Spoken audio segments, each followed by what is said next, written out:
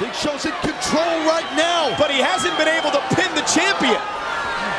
Oh, not another one. Go for it again. I think that's a great move right there by Big Show. Go for another chokeslam. Wait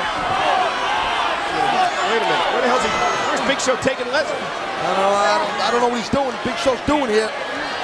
Big Show with that hand wrapped around the neck of Lesnar, but tough to break that grip when you had the top beat at him. Where the hell is Big Show going? Ladies and gentlemen, Big Show ain't no cruiserweight. He's 500 pounds. Where the hell's he going? Oh, look at that. Brock Lesnar desperately. Big Show got caught up on the top turnbuckle. Big Show's in a land where he doesn't belong on those ropes. And Brock Lesnar looks to take advantage. Oh, here comes Brock now. Here comes Brock. The champion. Whoa. Wait a minute. No. Oh, my God. No. Lesnar with a coming close to the back. No freaking way. Is he setting Big Show up? Superplex. No, he can't do that. A 500-pound superplex. Brock Lesnar to the top rope. No. Top rope. A 500-pound superplex. Oh, my God. What the hell? The ring just imploded. The ring blew up.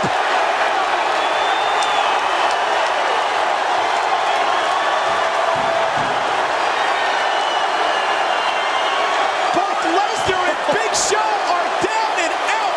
A superplex imploded the ring.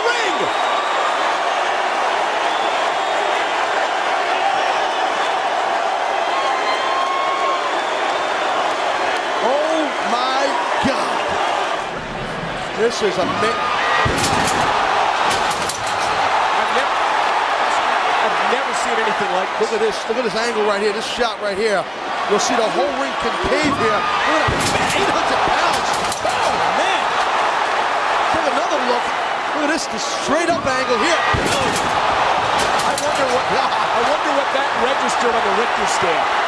It's like an earthquake. I hope that both Brock Lesnar and the Big Show are okay here. Well, ladies and gentlemen, running out of time here, but it's a damn shame that this championship match, a hell of a match, had to end in this manner.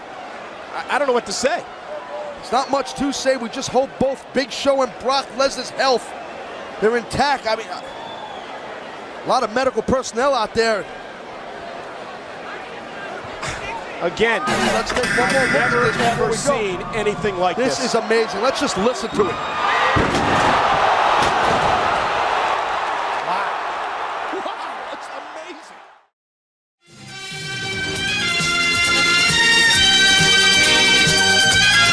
The Pro Wrestling Reflection presents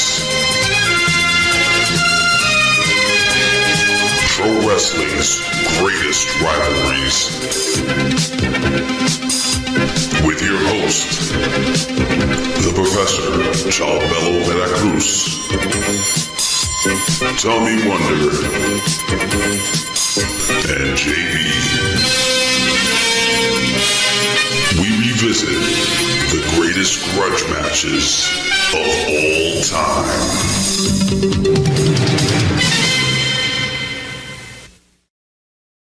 Well, it's a big show. Oh, it's a big bad show tonight. Oh, baby, come on. Oh, yeah. Yeah, it's a big show. Oh.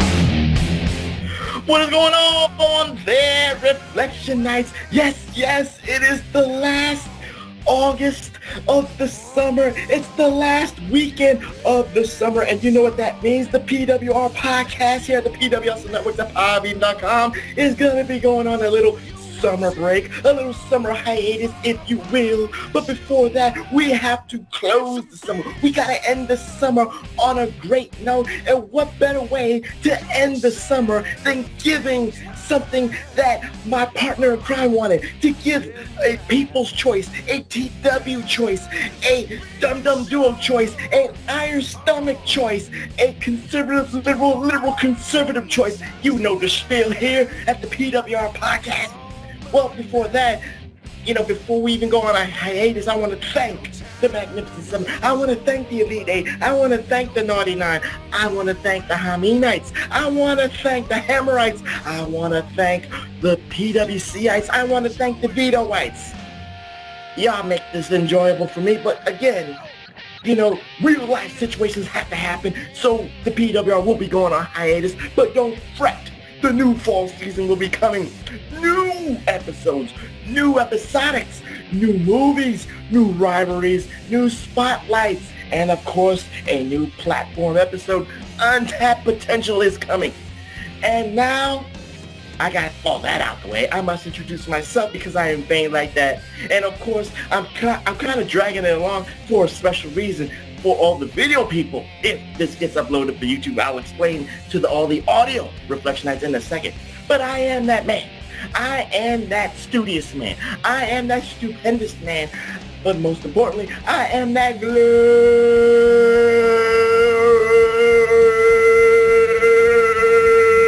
man. The only objective man in the IDC, the only objective man in this political punditry. Your friend of mine, the Professor Chabert Cruz. And finally, I introduced my man, my brother from another mother, the man who's been patiently holding up an RK Bro shirt. He wanted to flaunt it off. He wanted to do a maximum male models kind of pose. And I told him, do it this way.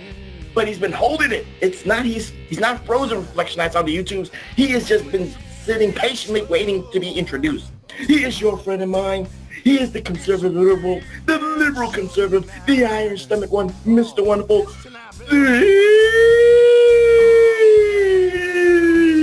Tommy Wonder, how are you doing, my friend? Oh my, that's the best rib you ever played on me ever. If I knew you were going to take that long, my arms were giving out the whole time. I do. That's not a dumbbell. It's a shirt. It's nothing to do with the show we're doing either, but I got a surprise for you, and damn it, we should be getting sponsors with all the toys I show. But you know what came in the mail yesterday, and I didn't even know because my kids came and let my dog out while I was at a wedding? What was that? Ooh, a pro wrestling crate. So I'm going to open it right here in front of you, and you can see the disdain on my face when I see, because this is going to be high AEW content, and you're going to see the disgust on my face. The reason I ordered it is because it said in this box, and it has Owen Hart stuff, Adam Cole stuff, and I think Daniel Bryan, I'm not sure, I'm sorry, Bryan Danielson, but there's other people too. So I'm going to open it up, and it's going to be Moxley and Kingston shit, and I'm going to throw it out the window. Let's see. You ready? Don't forget, it's going to be some punk shit too. It's an exclusive before we go on the hiatus. Tommy Wonder is opening a pro wrestling crate for all the audio Reflectionites. Again, if this goes on the YouTube's 8-Track Ron's a slow motherfucker, but he will upload it sooner or later. All right, but check it out. And I already found out by opening this up, I'm going to order August's crate too, because Kenny Omega, I like that guy. You do? Ric Flair, who doesn't like that guy? Britt Baker, only by association I like her. Candice LeRae, you know I like her. Tyler Breeze, I don't got a problem with him. And Greg the Hammer Valentine. He's the wild card, but I respect him. But guess who else's name is on this card? You have to know. If I got this one for Adam Cole, who's the other name? You got Bryan Danielson. No. Next month's card. Oh, Johnny Gargano. My man. Because you read, I even threw Candice LeRae out there as a little breadcrumb, and you got it. And oh no. This just told me what I got. And I got the shirt I didn't want. I knew it. Travis is going to laugh. You got an Eddie Kingston shirt? No, worse. No, there's nothing worse than Eddie Kingston. Oh, I like that shirt. You got an FTR shirt. The Living Legends. What I like about this is it doesn't say their fucking name on it. Well, it says FTR, but it's a star, and it says Living Legends. So my friends who are going to see me wearing this shirt, and I will wear it, they're going to think I'm calling myself a living legend. There's one problem. They got that little rainbow thing on there, so that's going to make some heads turn. Oh, no. Oh, yes! I thought it was stupid CM Punk when I saw the hairline, but no. You got a BCC shirt. I don't even think I paid $25 for this thing. Bam! You got the King of Hearts. King of fucking Hearts for the King of the Nighttime World. That's beautiful. It even says it. All right. What else we got in here? Uh-oh. We got socks. You got some DX socks? Get on board the whole train. I got Godfather socks. That's awesome because, oh man, this is different. I didn't expect that, but Mm-hmm. Oh, come on. British Bulldog pin. Come on, that's cool. Did they, I think they track your algorithms. They track what you like. So they're trying to, it's been like a pro wrestling crate positive showing for you. Well, there's one problem, and I don't mind it. I don't hate the guy, but I was hoping for the Adam Cole, but this is heavy on kids. This is pro wrestling crate. This is a crapshoot. You are a PWR guy, so you have to get some things from a blast in the past. You got to get nostalgia. Yeah, Harley Race, Micro Brawler. King Harley Race. Oh, and it's a chase. I got the chase. That's a beautiful thing. That means I can sell Harley Race and get Adam Cole and Cody Rhodes. There's a little comic book. Looks like it's Harley Race in the comic book too. Oh, all in all, I'm pleased with this box. I am. I got an Owen Hart shirt. I got a Living Legend shirt with a star on it that people are just going to think it's me calling myself a Living Legend. Doesn't have their ugly faces on it. Although I did get the figures the other day. I got action figures of the FTR as the revival because that's what they really are. But this is one time. This is one time that Big Brother, the Democrats, the dirty Democrats got it right where they can actually help TW have a positive experience on Pro Wrestling Crate. Because as you know, Reflection Nights... That, man. I think I paid like $29 shipped or something for that. And that's 2 t-shirts. That right there. A t-shirt's $35. I got 2 of them. And one's Owen Hart. There you go. You got 2 for $25, you could say. But neither here nor there. Off my next order. So I can do that too. Oh, at Pro Wrestling Tees. Again, we're going to be on... What? I just realized there was no Adam Cole shit in there, but there was. The comic book is Adam Cole. See? Book. Oh, okay. Oh, my goodness. King Harley Race Micro Brawler, they only made 250 of the chases, and I got one of them. Well, you're not selling it then. I might, because if I could sell it to get multiples, if I can get me Adam Cole, you gotta wait. You gotta let it marinate for more. You gotta think ahead. But anyway. Oh, there was something else in there that I didn't see. Oh, okay. But I'm gonna give you one more. I'm gonna give you one more orgasm, and then we gotta go on with the show because we got a hiatus to do. But you're gonna love this. This is your favorite wrestler, dude. Oh man, I didn't even realize. You got Kurt Angle. It's an autograph, 8x10. Mm-hmm. Why couldn't that be Adam Cole? Your favorite jobber. Lance Archer? Yes. We'll trade that. I don't know how he became my favorite jobber, but neither here nor there. But anyway, TW is happy. He's smiling. It's a positive experience on his Pro Wrestling Crate box reveal Reflection Nights. But anyway, we don't do box reveals here on the Pro Wrestling Reflection, the PWR Podcast. We do the nostalgic stuff. We go back in the time machines. So, TW, are you ready for one more end of the summer sizzler, summer blockbuster episode, and then we'll get out of here? I am, sir. All right. So, again, like I said, we are doing a TW pick, even though TW has this bad memory that he even asked for this, but the professor remembers this. But there are tapes, there is receipts that TW asked for this. But again, let me give you a little bit of a history lesson on this. I wanted to do a Greatest Rivalries edition between Brock Lesnar and Kurt Angle. But A&E beat me to it, so I had to stop that. I had to put the kibosh on that because, I set the trends, Reflection Nights. I don't follow the trends. So I put a nix on the Brock Lesnar Kurt Angle. We'll do that down the road, maybe in a couple of months. But neither here nor, the new fall season, Reflection Nights, the new fall season, we'll do a Rivalries edition on that. But TW said on one of the outros, he said, why don't we do a Greatest Rivalries edition of Brock Lesnar and The Big Show? So I had to think about it. Of course, there's a reason for TW. So TW, give that quick reason, because basically you're basing this Greatest Rivalries off of one moment. Am I right or wrong or indifferent? Because I think there's more of a plot hole. There's more layers, in my opinion, because I think this is, quote unquote, an untapped potential Greatest Rivalries. But I'll explain that later. Go ahead, TW. But here's the thing, right? What is your name? What is your surname? Is that what it's called? Surname? Is that the last name? Your pre-name. Okay. The Professor. That's what your gimmick. That's what you call yourself, right? And sometimes I pick stuff because I don't really know what's going on. I was wrestling back then at the time. I didn't know all the ins and outs of it. So sometimes it's me picking something so the professor can take me to school. He can teach me what happened back when I didn't watch it and I didn't know what's going on. I knew about the ring. I think that's what you're referring to, which, by the way, after watching it again, not realizing it was on Smackdown on top of it. That's one of the top 10 Smackdown moments ever. I still to this day am on the fence of whether that was legit or if it was a gimmicked ring. Because if it were a gimmicked ring, you run the risk of it breaking too early, right? That's a real big risk for live TV.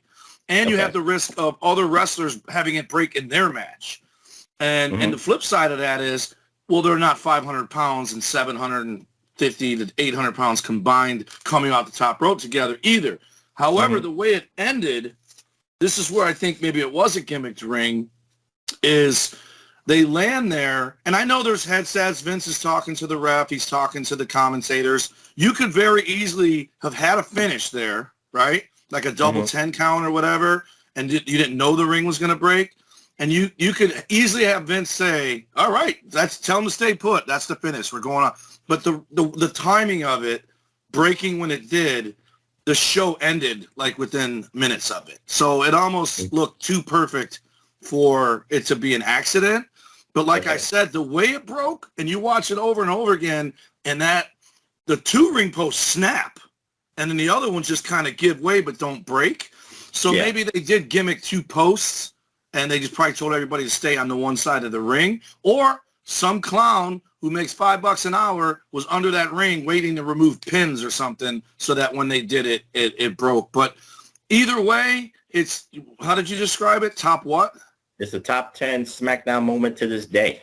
It's probably top 5, without thinking of other stuff that happened on there. But it's the perfect storm. If it was not a gimmicked ring, it absolutely was a perfect storm. It couldn't have worked out better for him. Neither guy got hurt. And I'll tell you what, watching that suplex come, I was like, Big Show's going to kill him, because Big Show pushed off on Brock's leg, like trying to prop up.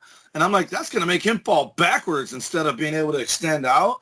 But they still did it. He did some belly to backs. But the one thing that I would have critiqued in it, and I know we're going to talk about this stuff, but the one thing I would have critiqued in it, and this is where I have questions for you, because maybe he did it.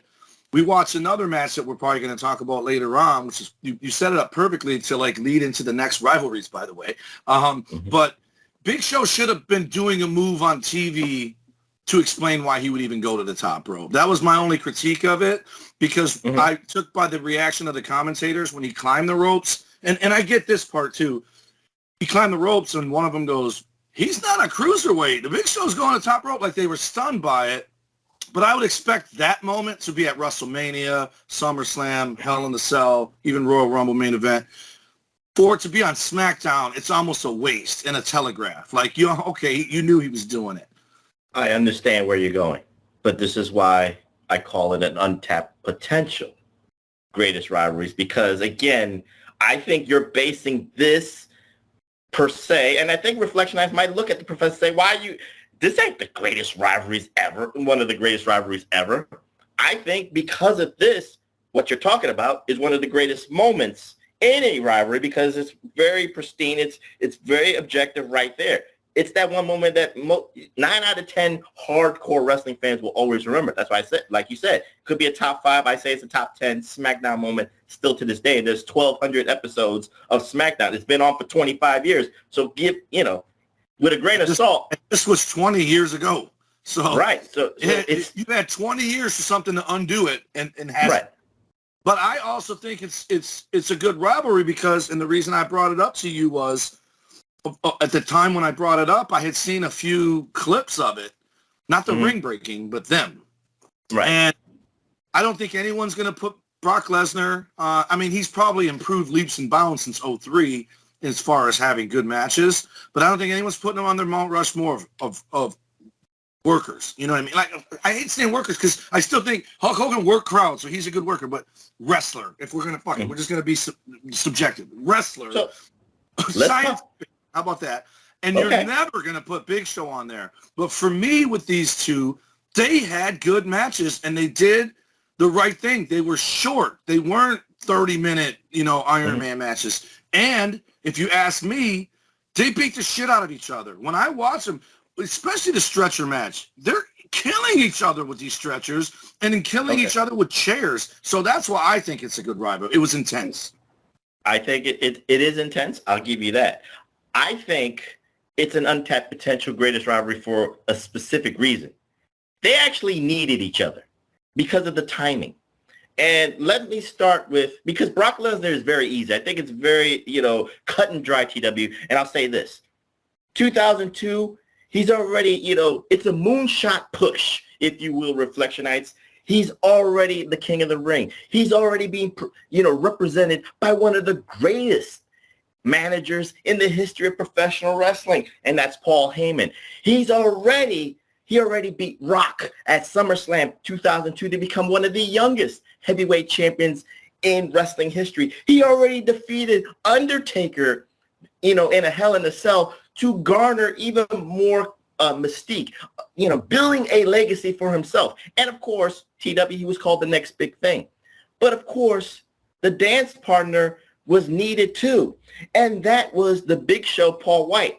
So TW, let me say this, and then I want you to retort back on this. Big Show, Paul White, let's put it this way. 7 foot at the time, 515 pounds. You could see, he's bigger, stockier in the WWE than he was in WCW. You said he doesn't go, you said that line from maybe Taz, like he's not a cruiserweight, but in WCW, what was he doing in 95, 96? He was going off the top rope. He was doing drop kicks because he wanted to prove a point that he was one of the most agile big men in the history of wrestling. He was an athlete. But neither here nor there. But let's look at the timeline for the Big Show. He comes in with the Thunder in 95, debuting against Hulk Hogan and all this stuff.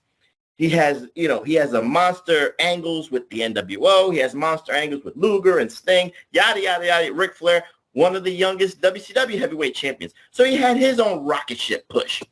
Comes into WWE in 99. Who does he start with? Who does he get introduced with?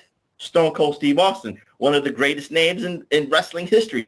You can't get a better debut than that. It was a coup that the Big Show, Paul White, jumped to WWE. But by the time it's 2002 TW, you and I can agree, what was the disadvantage that Big Show, Paul White had that Andre did? Overexposure. You're seeing him on every Monday night. You're seeing him on every Smackdown. You're seeing him on every monthly pay-per-view. So sooner or later, he's losing matches. He was a former WWE champion. Don't get me wrong, TW. But by 2002, he needed this match. He needed this program from 2002 to 2003, respectively, not only to get a jolt in his career, but of course, Brock Lesnar needed somebody to accentuate his push, to accentuate him being the next big thing. What say you about the term that they both needed each other for that same reasons? One of the matches that we watched, Kurt Angle does commentary, and when Brock Lesnar gives Big Show a belly-to-belly overhead suplex, Kurt Angle says, who else but Brock Lesnar could do that? So Brock Lesnar could toss anybody around. He tossed Cena around, Orton around, definitely Rey Mysterio, definitely Matt Hardy, definitely all the smaller guys he wrestled. So for him, and he's still relatively young, like even their first match versus the fourth one that I watched, he got better in just that time, right? And he's obviously way better now. He's another one with that damn Ronda Rousey, Daniel Bryan, where they can't stop smiling in the ring. That annoys me with everyone else except him. Because when he does it, he looks maniacal, right? Because he smiles after he takes a bump. He looks like a sociopath smiling. Yeah. So, and especially another iconic moment is Brock sitting up and looking at the Taker, and Taker sitting up and breaking character and lapping at him with his tongue out like he's angry, right? That's a moment Brock caused that. So you're absolutely right. For one, Big Show took on like the next big thing, the whole built-in angle. I was the next big thing long before you were, blah, blah, blah. But it legitimized Big Show again because on top of oversaturated, he had become kind of a clown, right? Obviously, super clown by the time he leaves to go to AEW. You know, he's a comedy guy, right? And that's not his fault. He probably became that in later years because physically he probably can't do a lot of stuff that he used to do. Because he's taking bumps, man. Like, so I would say, to answer your question, Big Show needed him because Big Show needed someone that could make him work, like to suplex him, to bump him. Nobody else could do that, right? Kurt Angle did. John Cena, I keep looking at this fucking Jeff Hardy action figure in front of me and saying his damn name when I go to say something. But then Brock needed someone to make him look like the underdog and then him rise above it and just toss him around too. So it was perfect. The two of them, who else are you going to do it with? You know, because even if the oddities were still around or Giant Gonzalez or Kurg, what's the big dude, Khali, those guys can't work. Big Show can work. It wasn't surprising that Brock Lesnar could pick up big guys because during this run, he picked up people like the A-Train. He picked up people like Rikishi. So, you know, they were already over 350 pounds. On top of 500 pounds. You know what I mean? So I compare, like, once you get to the Big Show level, do you remember, like, back in the Monday Night War days, Lex Luger, $100 already. You're already starting to sell it. God damn you. You're already where'd you get that? And I'm like, he goes, that's worth $100. There's like 4 or 5 more selling for like 65 and 58 right now. That's why I said just wait. But anyway, now you almost made me lose my train of thought. Like I said, if I can compare, like, remember when Lex Luger back in the Monday Night Wars and Nitro, he was doing the torture rack and, you know, he was doing it with bigger guys. And then it was the levels before he got to Big Show. And by the time he kind of like almost did it to the Giant, it was so easy. He did it to like Roadblock. He did it to like, I don't know, maybe like John Tenta and stuff like that. But he had to work to get to that level. It's the same thing with Brock Lesnar. When he did the F5, the A-Train, when he did the F5 to Rikishi, he's working his way up to the behemoths, the larger-than-life guys. And then Big Show is the largest of the larger-of-life guys in the WWE because Vince McMahon loved the Big Show. Vince McMahon probably would have loved to make Big Show his Andre the Giant of the 21st century TW. But, again, like we said, there was oversaturation. It's hard to do all that stuff. But let's get to another advantage of this untapped potential greatest rivalry, TW, that maybe you might have forgot. It is 2002, and what happened in 2002, TW, that was very precedent for Big Show's career? Do you remember? Austin retired? No. The draft. The split between Raw and SmackDown. And who was running SmackDown, booking and writing and all that stuff? Paul Heyman. So Paul Heyman, what is the greatest attribute of Paul Heyman? He always says this: I accentuate the positives. Well, he's a very shrewd mind of the business, but he accentuates the positives and tries to hide the negatives. And Paul Heyman had a big task. You said it yourself. By the time it's 2002, he's not a clown per se, but his stock is plummeting. It's Wall Street. It's crypto. It's plummeting. But Paul Heyman took the challenge of making the big... What happened? You got a text? It's like crypto. It's plummeting. Yeah, it is. But anyway, Paul Heyman took this diamond in the rough in the Big Show and turned him into a monster in the span of maybe about a month and a half. He changed his look. He put some black trousers on. He had his, suspenders. Didn't last long. They got rid of it. It didn't last long, but he had to change the look first. So this way people could stop comparing him to Andre the Giant. So it gave him a little credence. It gave him a little swag and whatever.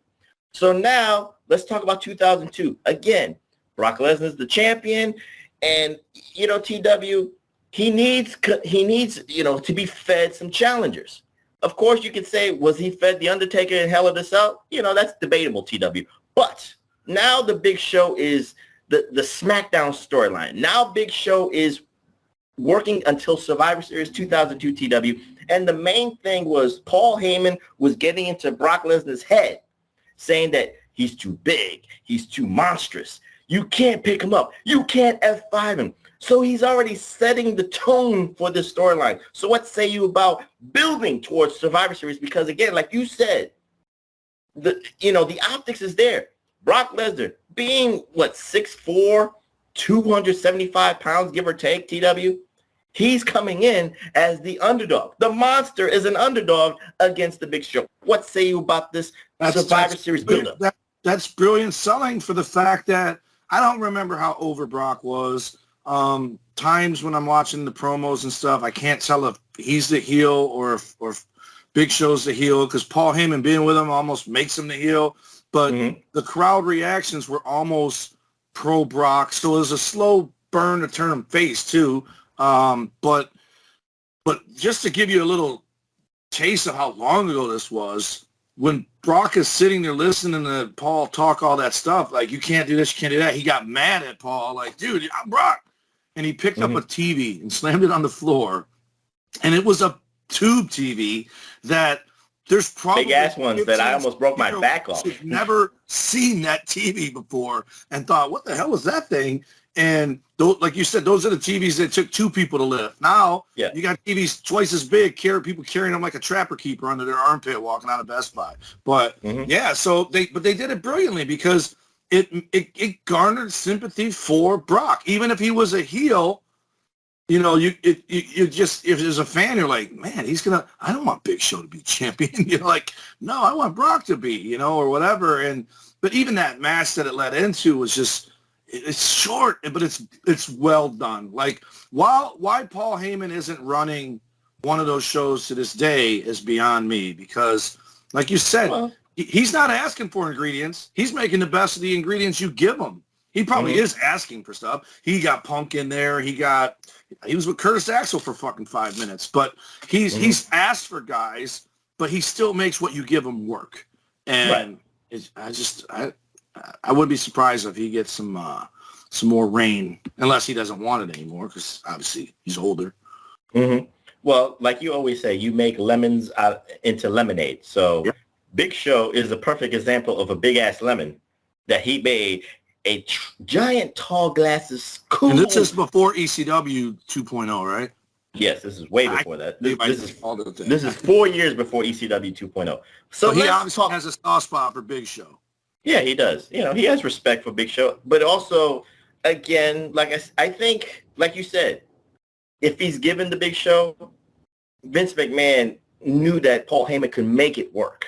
So Vince McMahon wants Big Show to work. Vince McMahon needs this because, again, Vince McMahon loves big dudes. Not in a homo way, but he just loves big dudes. You could have also said not in a professor way. You know what I mean? You could have said it that way, too.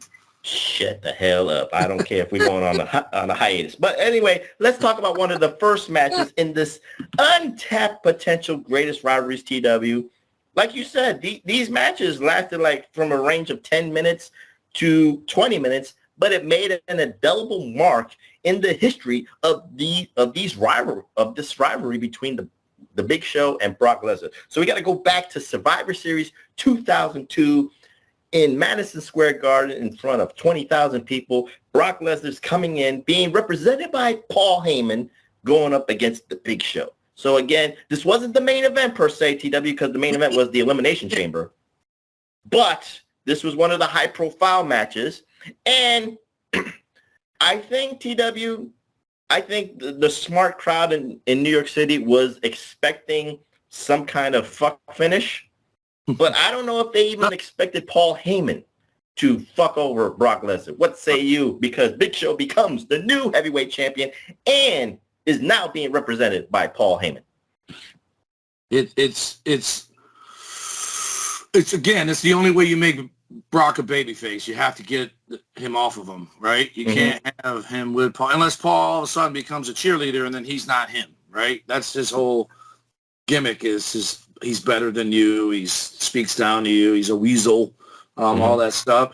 And it makes you hate Big Show more, right? So you get two birds, one stone. You do the double turn, which Big Show, everything he did. That's the other reason I said I didn't know who was a heel, was a face. Brock come out to do a promo and got attacked by Big Show. That's a heel move, right? So they were absolutely, it's almost like how they did Brett and Shawn before they did the double turn, right? And made Shawn the good guy and Brett the bad guy. Actually, I'm sorry, it was Austin and Brett. Austin was the heel, Brett was the face, but they had Brett whine so much that fans turned on him, and I fell for it. As as a Brett fan in the business, I was like, man, what are they? They're fucking killing Brett's heat. You know, what are they doing? But it led to what I always say is my favorite ever thing in wrestling, angle, whatever you want to call it. It's so organic. I don't even know if you call it an angle, where Brett was cheered in Canada and booed in the States in Austin. Austin, the most popular wrestler in the fucking world, was booed in Canada if he was against Bret Hart. That's brilliant stuff.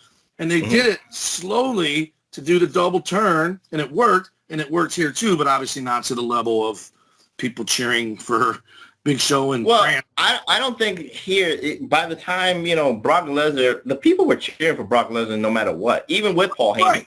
I mean, people cheered Brock Lesnar in SummerSlam against Rock because Rock was leaving. People cheered for Brock Lesnar against Undertaker in Hell in a Cell. So his representation, they booed the representation, but they cheered Brock Lesnar, so it didn't matter. Right. So going into this match, TW, they knew. No.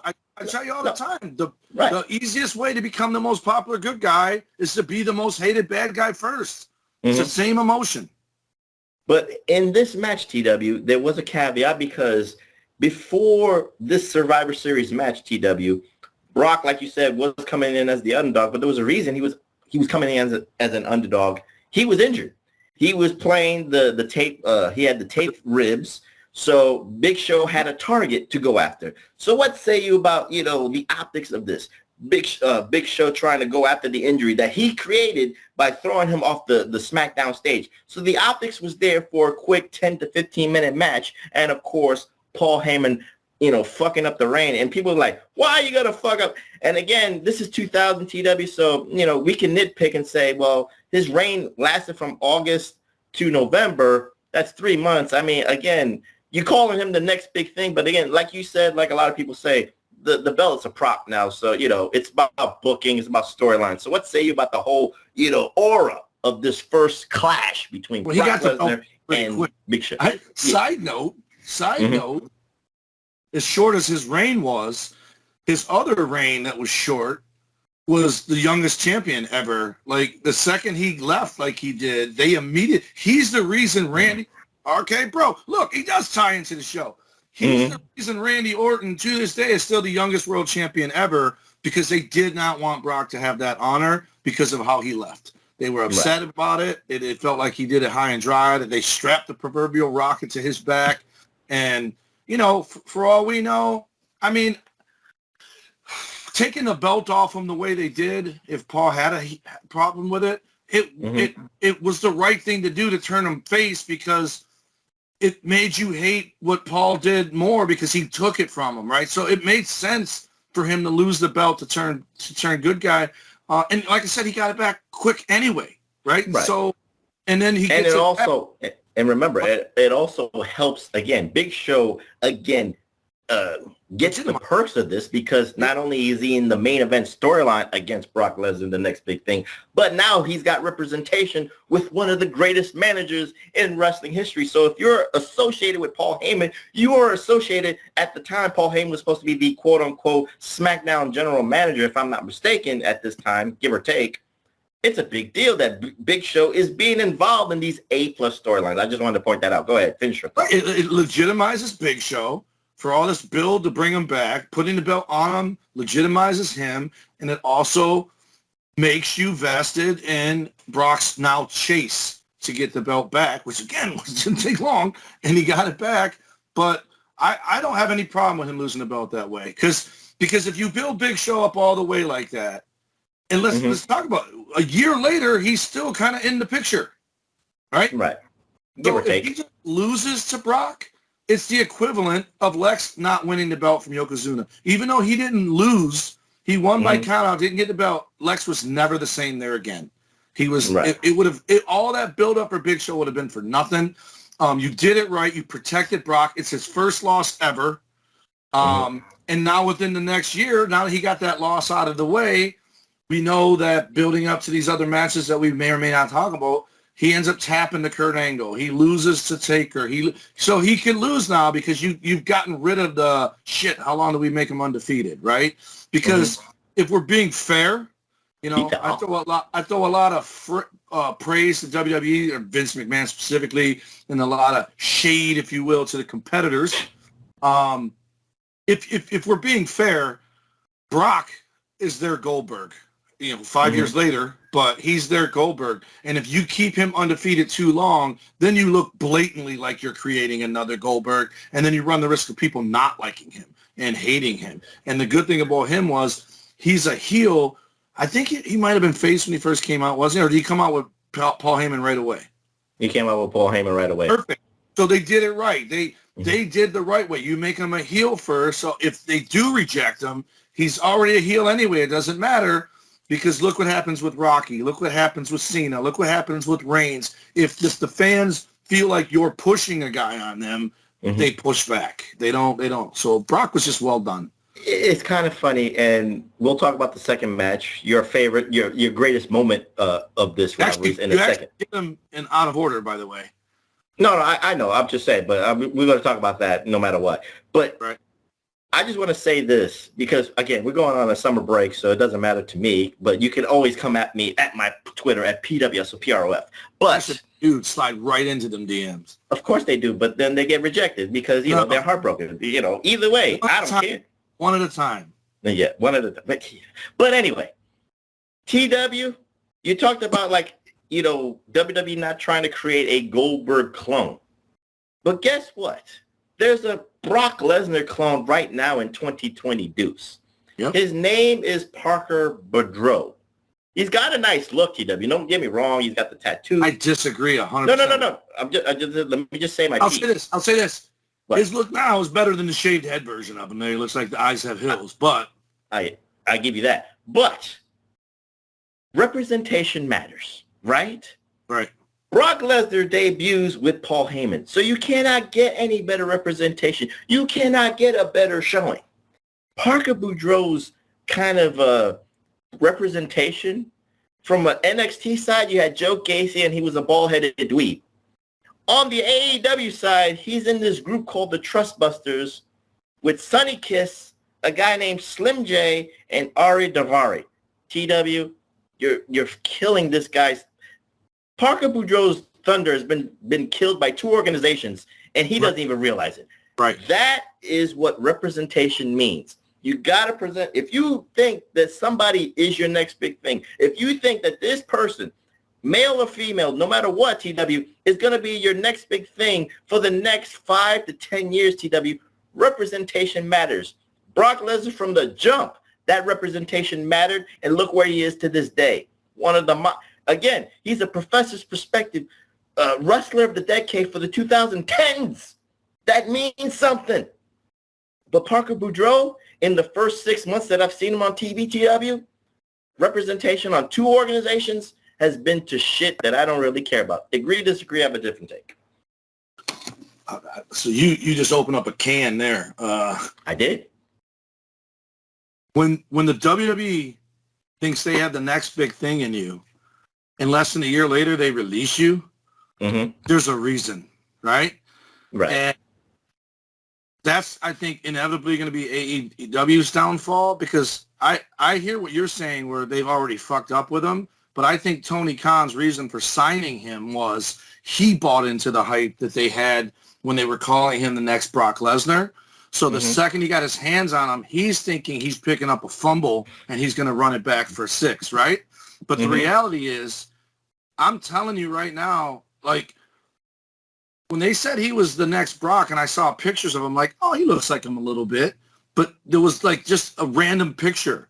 Once I started seeing him, he's in fucking awful shape. He might be big, but he ain't in shape, right?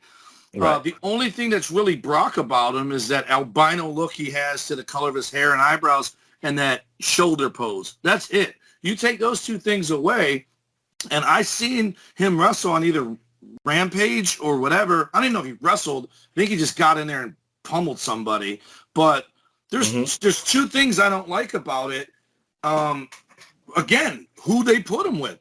When they put him and Daivari together, they may as well sign Curtis Axel too, because it was all the guys that got released that week. And then they put him with a guy nobody knows, And then they add the person that hasn't been on TV in 2 years who just got through bitching about not being on TV as their fourth member. It's the oddities. The four of them together are the oddities, and he's not very good. Have you paid attention to that part? I paid attention to it. That's why I think whoever caught him, be it Hunter, Triple H, or whoever's the trainer down there, I think it's A-Train, I think they looked at him and said, dude, this dude doesn't have it. And they knew it. They invested in him, probably very minimal. They probably didn't give him tons of money. They discovered him. He didn't. It's not the other way around. But I think they just said, yeah, this guy's just not getting it. That's the reason he's a henchman and not the worker, right? That's the reason he's with Gacy, who probably is the best talker in NXT right now. Right. Right now, he's the monster in AEW. But again, representation to me matters. TW. Right. If the big plan, okay, we'll talk about one they got right. Wardlow. They put him with good people. And now he's a babyface on his way to being their most popular guy. I don't know if he'll ever get that status, but he's on his way to it because they did that right. You bring Parker, but put him with MJF. Like, put him with whoever is the heel that I don't even know who the heels are. Everyone's a good guy in AEW. I don't even know who the bad guys are. There's no such thing. But I just wanted to say that. I mean, well, you're right. You're right. Yeah. They've already set him up to fail because if he couldn't handle the slow build in the WWE system, how's he going to handle the fast track out of the pan into the fire for AEW? Well, again, he looks awkward and uncomfortable every single time. I've seen him on there 2 or 3 times now. He looks absolutely uncomfortable, like he has pressure on him. We're not trying to predict the future, Reflectionites, but we're trying to predict the future. We just don't. I'm going to predict. But anyway, in 20 years from now, we're not going to be doing a rivalry with Parker versus anybody on the podcast. It's not going to be. I guess you're going to be right about that. But anyway, neither here nor there. Let's talk about the second match out of this. Do you want to talk about the ring imploding, or do you want to talk about Judgment Day? Your call. So you got me watching the ring imploding, and they're giving me the finish for the damn next match that you had me watch, which was Judgment Day. And I'm like, did he do this twice? And then I had to look up the dates. Judgment Day was May. The ring breaking was June. And I'm like, damn it, Professor. You blew kayfabe on me. But, I mean, it doesn't really need to talk about the matches. Well, you know what? Day first. I want to talk about Judgment Day first. Let's talk about Judgment Day because that one is a bigger match. And, of course, again, the timeline for Brock Lesnar's push. Again, like you said, Brock Lesnar wins Royal Rumble. Big Show loses the title to Kurt Angle. And, of course, they were building WrestleMania with Brock and Kurt Angle at WrestleMania. And, of course, we don't need to talk about that. But these guys had some unfinished business, if you will, Reflectionites. So in May of 2003 at Judgment Day, it was Brock Lesnar versus The Big Show in you could call it Falls Count Anywhere. You could call it Last Man Standing. You could call it Ambulance Match TW. Whatever the case may be, we'll call it a Last Man Standing match. Wasn't it a stretcher match? Say what? Wasn't it the stretcher match? Well, you could call that too. But anyway, you know how WWE kind of merges a lot of matches into one. So everything counts. It wasn't but at least one thing. But at least one thing, it wasn't a casket match. That's for damn sure. So it was like 4 other matches. But anyway, TW, let's talk about this Last Man Standing, like you said, or stretcher match. The stretcher was in play. Chairs were in play. The announce table was in play. A tractor was in play. So what say you, TW, about all these gimmicks being used? It was awesome. And this is what I mean by this. Like, this is the stuff that makes it watchable because, again, if you tell me Big Show's in a match, I'm probably not running to my TV. And I think this is the pinnacle. Just to give credence to this podcast topic, it's the pinnacle of his career. It's better than anything he did in WCW, in my opinion. It's better than anything he did in WWE. I think when he first got to WWF, he had the momentum and whatever, and that was good. But as far as an ongoing thing, this was his best work to me. And because, like I said, he could have matches because he could get in there with a guy who could throw him around. Normally, that's not the case. Undertaker didn't even throw him around. Undertaker just did clotheslines, punches, and kicks, right? Brock wrestled him. Kurt Angle wrestled him. Like, Brock made Kurt Angle, able to have matches with Big Show. So this whole era of Big Show, which, by the way, I've always hated that name. But every time you said Paul White, I've hated that even more. So they should have just been the fucking Giant, damn it. But anyways, this match, copyright, you know that. It's copyright. They just beat the shit out of each other, man. They just pummel each other. Well, how the hell did they have copyright on the Giant when the WWE had Andre the Giant? I don't get it. Because it was Andre in front of it. See, that's different. Call him El Gigante again, or give him the French name, Gigantor, whatever. That's Mexican. But anyways, it was just it's a crazy match. It's funny that we would watch this because I actually forgot about this.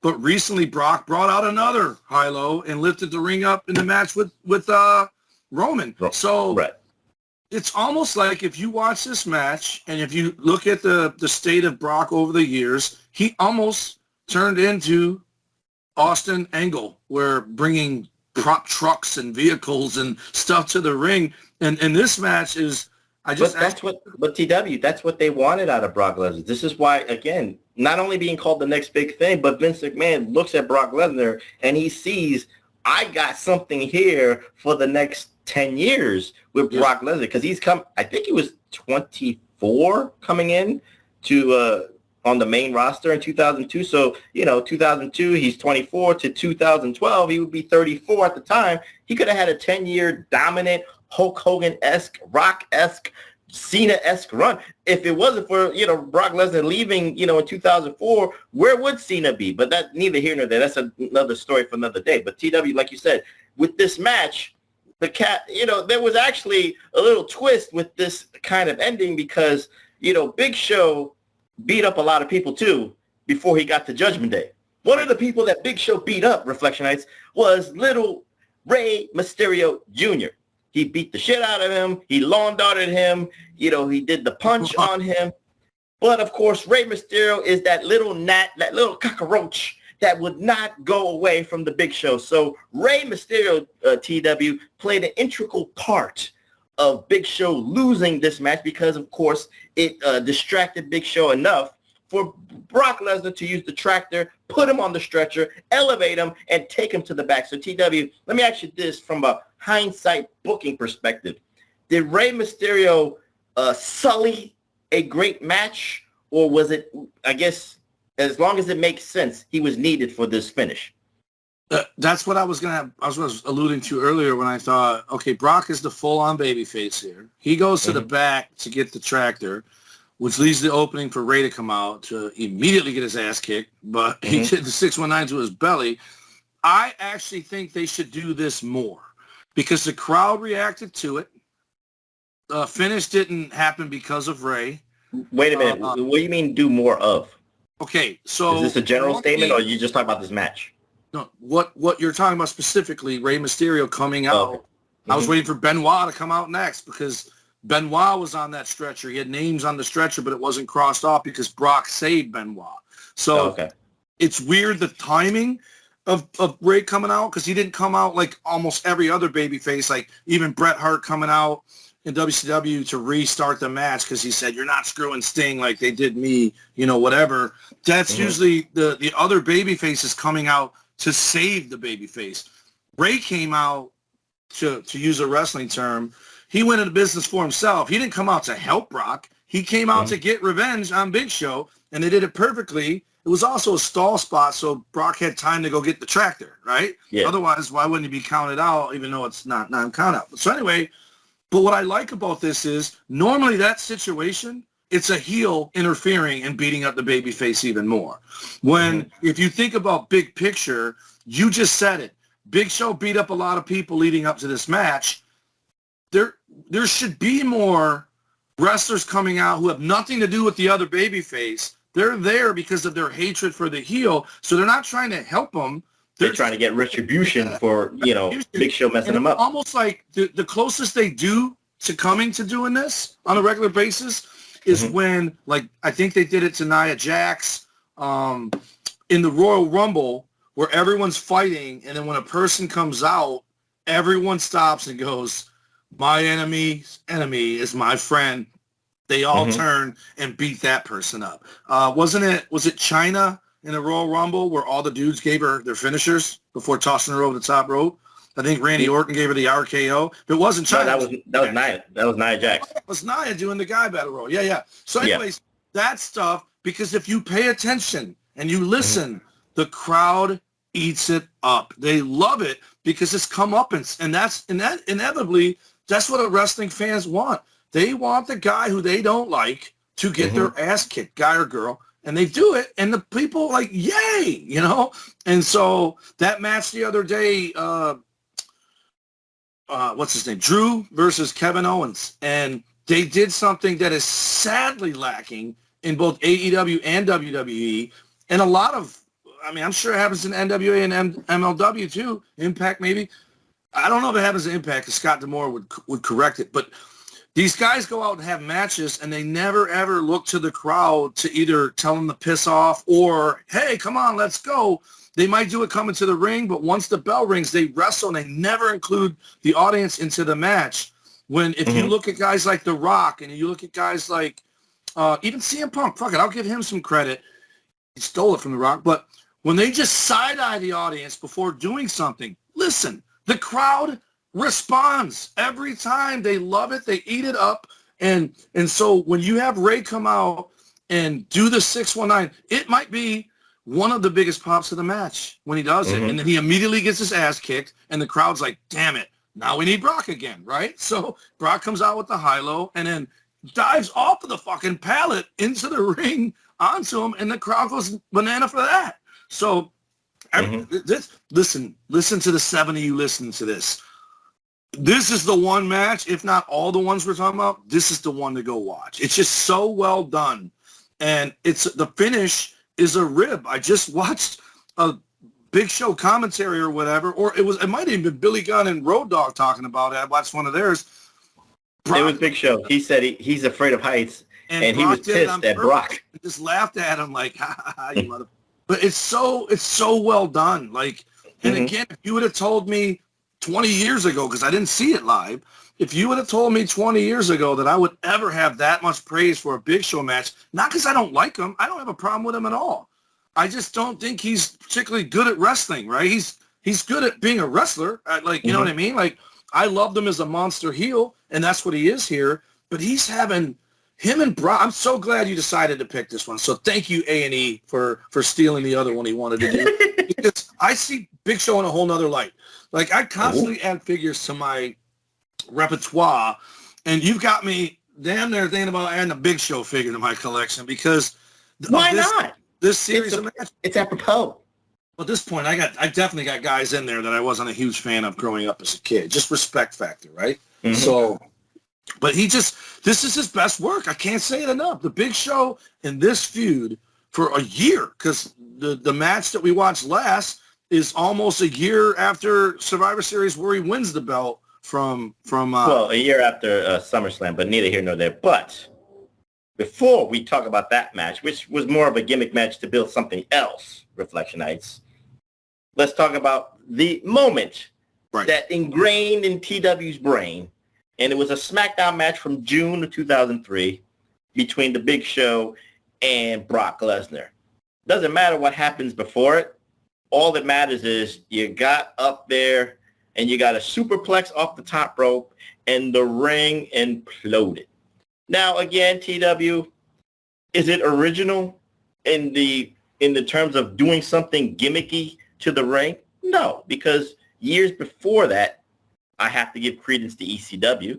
Taz was put through the ring by Bam Bam Bigelow at ECW Living Dangerously. That's one example of the ring imploding.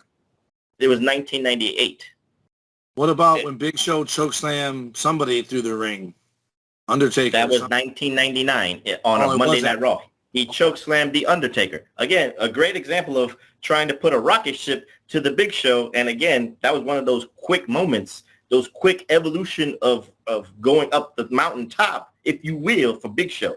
That's a good example, TW. But again, doing something gimmicky to the ring has already been done.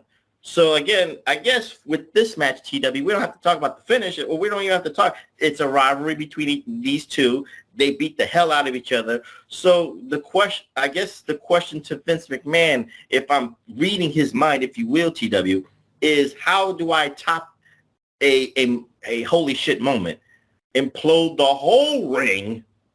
And like you said, maybe conspiracy theory during the match, all the little, WWE workers below are gimmicking one side and loosening it up to make sure that the ring implodes at just the right time and at the right, segment. And like you said, the ring imploded with about 3 minutes before they went off the air, TW. So we could talk. You already talked about the conspiracy theory. I kind of agree with you when in terms of people working underneath the ring. I think they worked on it during the match to loosen it, to make it easier, because if you did that before, like let's say 3 matches before it, or during an intermission or during a commercial break, you're going to fuck up other matches. You don't want to do that.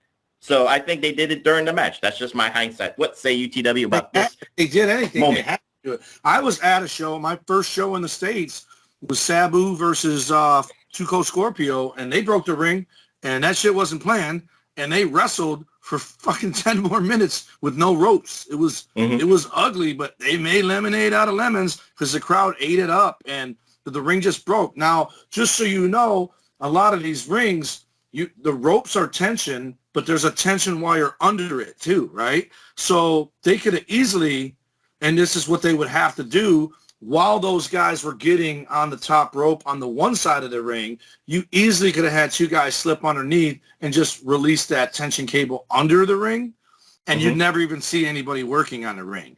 Now, if that happened today, somebody would have cell phone footage of the person going under the ring to do it, right? Because people are recording on all sides nowadays. But I get you. I still think, part of me still thinks it broke, because to get what you said Vince wanted, how do I top a holy shit moment with the pallet, the high-low stretcher, the superplex alone would be a holy shit moment, right? I mean, we've seen matches. Chris Benoit superplex the Mummy.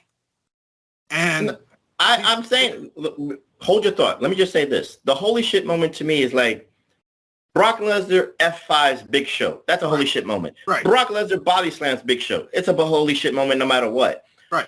You get to Judgment Day, the stretcher match, you got the tractor. You even said to yourself, Brock Lesnar went off the tractor to jump on Big Show. Holy shit moment. But of course, he does his F5s, he does the suplexes, or whatever the case may be. So the holy shit moment might not be the superplex, but the holy shit moment to me would be, what does that result happen? What does the result entail? And to implode the ring with a superplex spot says it, it's but I'm saying all in one. Potential that he just thought the superplex would get the holy shit pop, because Benoit did it to the Mummy 10 years earlier, 5 years earlier, and it got a holy shit pop. Because Benoit's a lot little or smaller than the Big or whatever the hell his name is, Brock, and he stood on the top rope. It wasn't like a regular second rope suplex. He stood on the top rope and superplexed the Yeti or whatever the hell he's called. Anyways, but the other thing that makes me think it legit broke is the commentators were kind of quiet. And then Michael Cole says, man, such a shame this match ended this way. Like, he didn't know what else to say, and that's legit what you would say. Like, damn, this was going good, and the ring broke. But then it begs the question, well, it conveniently broke. And then they got 87 guys in the ring checking on both of those guys. That could mean either or. If either A, somebody really got fucking hurt, or B, they're like, all right, we got to make this look serious. Send everybody we got back here out there to check on those guys. But I think it's damn conceivable that the superplex was the move they were doing just to get the holy shit moment. And then, because the ring looks like it snaps. It doesn't look like it just imploded. They hit, and then there's a pop, and then it implodes. So it definitely could be either or. I wouldn't be surprised if it wasn't gimmicked any more than I would be if it was. Well, you know what? I would say this. Again, I'm going on it's gimmicked. And I think Vince McMahon, maybe before, the Alzheimer's starts to kick in a couple of years later, probably only told Big Show and Brock Lesnar and maybe Paul Heyman, keep this to yourselves. Didn't tell Michael Cole, didn't tell Taz, because then he's smart enough not to, be over meticulous about what to say, how to say. I think for the moment, he'd be like, let me just not say nothing. Let's see what their natural reaction is. Because, again, why, even though this wasn't a live SmackDown TW, you got a natural reaction from Taz saying, holy shit. So he got the reaction he needed from his commentators. I'm sure he did not instruct Taz to say holy shit. Not because, right. Again, the company's it's a publicly traded company. You got sponsors, you got marketing and all this stuff. But he needed to make it believable that even they didn't know. That's why I say maybe a few knew. And that's, who did you learn that from, Vince? You learned it from Paul, because Paul is the king of only telling a couple of people and trying to keep the mystique from everybody else. That's why I think it was gimmick, but I think very few knew about it. And you got the natural reaction from Taj. You got the natural reaction from Cole. The timing is just, it was 3 minutes before. It's just too gimmicky to the professor. But to me, I didn't know it wasn't live, so that kind of changes a little bit in my opinion on it. But if you gimmick that ring, you even if it's something that they have to pull a pin on later on, because the next match we watch, the ring is black. So it's a completely different ring the next time, right? So, because I think they had a SmackDown ring, a Raw ring, and a pay-per-view ring. And well, again, this was they, for 2002, 2003, they were trying to have a brand split as best as they could. So I'm just giving you, I'm just answering your question. Blue ring that broke. The posts were blue. The Judgment Day one was black, and the shit wasn't the other one was SmackDown too with the triple threat. But anyways, the reason I just think if it was live TV, there's just too much risk to a gimmick ring breaking too soon. Because if it's live, and I know this from being at AEW when they have to break down the Dynamite set to do the Rampage set, it took 40 minutes. So if you have a 2-hour live show, and that was after live went off the air. If you have a 2-hour show and the fucking ring breaks during fucking Matt Hardy versus Christian, you just lost 40 minutes bringing a new ring in there or fixing that ring, right? Whatever you're doing. And that's if you can fix it, because if it's a fucking bolt that snapped in a weld, you can't fix it.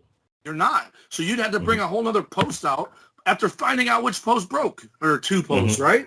I'm sure they got spare parts, but so the risk of that happening. Now that you say it's not live, then yeah, I mean Hollywood does stunts, but in Hollywood they only film when they're imploding the ring. They don't have a fucking 10-minute match before they implode the ring. You absolutely right. Maybe the match happened like an hour before it, and then they did what they had to do, edit it, or did what the 40-minute fix-up, so this way the SmackDown show can continue, but it wasn't live. So, again, neither here nor there. So let's close on one more match in this Greatest Rivalries edition, but it was a storyline-driven match that they were more of the fillers of it. But, of course, I gave it to you, TW, because, again, it's the Big Show. It's Brock Lesnar. But now they add a third person into the mix, and, of course, that's the dead man, The Undertaker. And, of course, this was a triple threat to see who was going to be the number one contender to the WWE Champion, which was held at the time by Kurt Angle.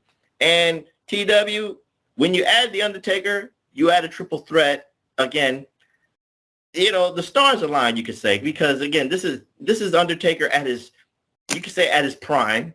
He wasn't, his body wasn't shutting down just yet. That would take another couple of years.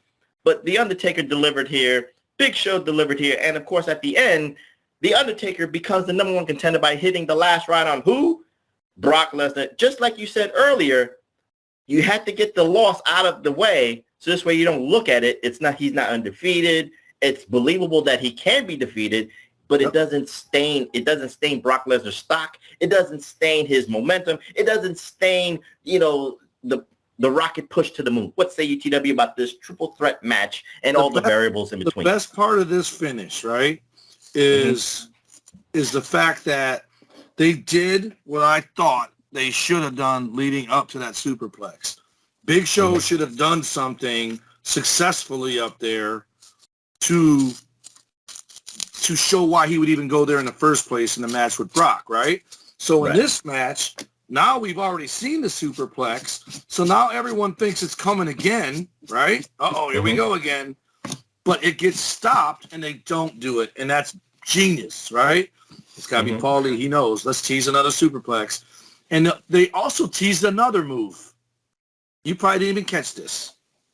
What's that move called? They did it. I think it originated in Impact, but apparently it didn't, because I don't know if Impact was around yet in 03, but at least not that. It was around in 02. It started small. No, I must have missed it. You know the move where some guy's already superplexing a guy, and then another guy comes in underneath and then power bombs him, so it's a power bomb superplex? Right. That's what they teased. They teased The Undertaker power bombing Brock while he superplexed Big Show, but instead he just gave him the last rites. And then Big Show, who didn't even have to do this, falls off the top rope to the floor head first. Like, this dude just was all in. He was in the fucking pocket for this run. But the funny part about it is, after Paul E. turned on him in that first match, Survivor Series, was it SummerSlam? Yeah, it was Survivor Series. After that, he's never there again. He doesn't come out with Big Show in any of the matches we talked about. He doesn't come out with Brock again. Yeah, because Paul E needs to be in charge of SmackDown, so then he kind of went, behind the scenes more, and Big Show did what he needed to do. But Paul E served a purpose for Big Show's push on SmackDown to be one of the quote-unquote pillars of the original brand split, because Big Show was a valuable cog in the wheel, if you will, TW, of the first brand split of SmackDown. Then he got drafted. Then he got drafted to ECW. But here's the fun part of this match. What's that? Brock and Big Show team up against Undertaker. So it's like they've come full circle where they weren't enemies, and now they're not enemies again. But they did it well. Brock went for that pin. Big Show got mad. That led to Big... TW, I look at that as like, you're messing up our fight. Why are you jumping into our fight? Get out of here so we can beat the shit out of each other. Yeah, that's one of those old rules to me. Yep. But then the very end of it sets up Kurt Angle versus Undertaker for another Rivals. It's like you got another Rivals right there, Taker. And part of me thought, like we talked about what Vince tells and what he doesn't tell people, part of me thought Kurt Angle did not know who was going to win that match, because he got in the ring afterwards and then said to Undertaker, "This is mine." Like, they didn't have any pre-rehearsed segment, right? So, and then Undertaker, okay. So I like that. And then Angle was stellar on commentary. He wasn't burying any of them. He put them all over. Said he knows whichever one he fights is going to be a fight. He mentioned Undertaker wanted his ass, whatever that meant. And then he said, "Man, I don't know who's going to win this match, but I'm getting pretty amped up right now." Like, he was perfect, because I think Jericho's book says it.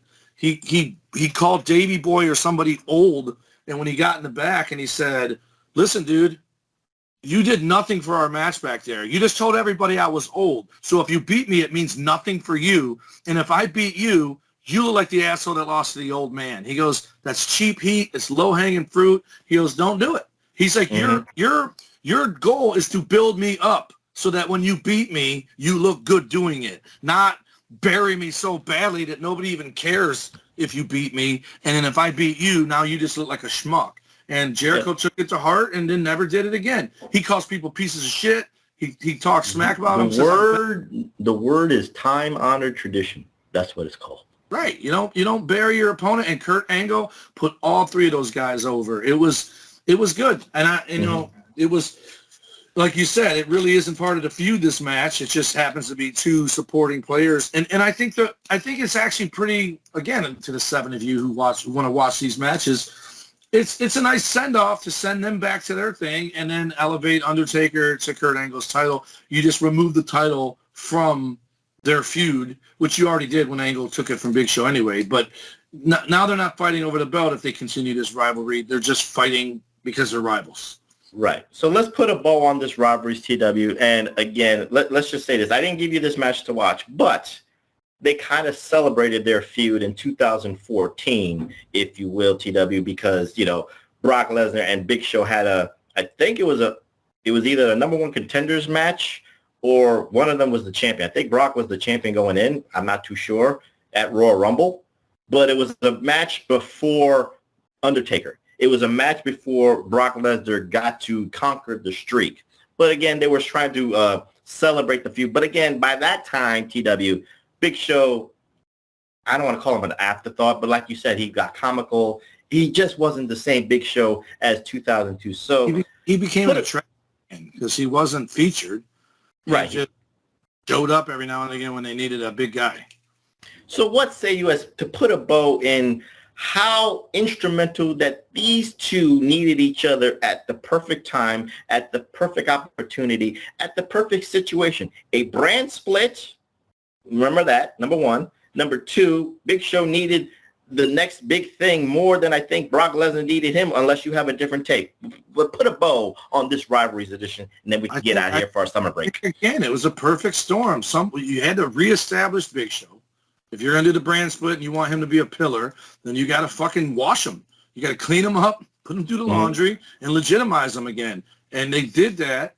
But also, I think Brock, being the youngest world champion ever, beats The Rock, ends up in matches with Taker, Angle, and all of them. But Big Show's the one who legitimized Brock. You know, obviously beating The Rock legitimized him. But like you said, because of smart fans, people knew The Rock was leaving. So it was almost like an unearned world title, right? Mm-hmm. So because, they had to put it on somebody, and they don't build enough stars. And, you can fucking use today's tweets to describe that year. Oh, Austin left, then The Rock, and you got nobody because you don't build stars. Bullshit.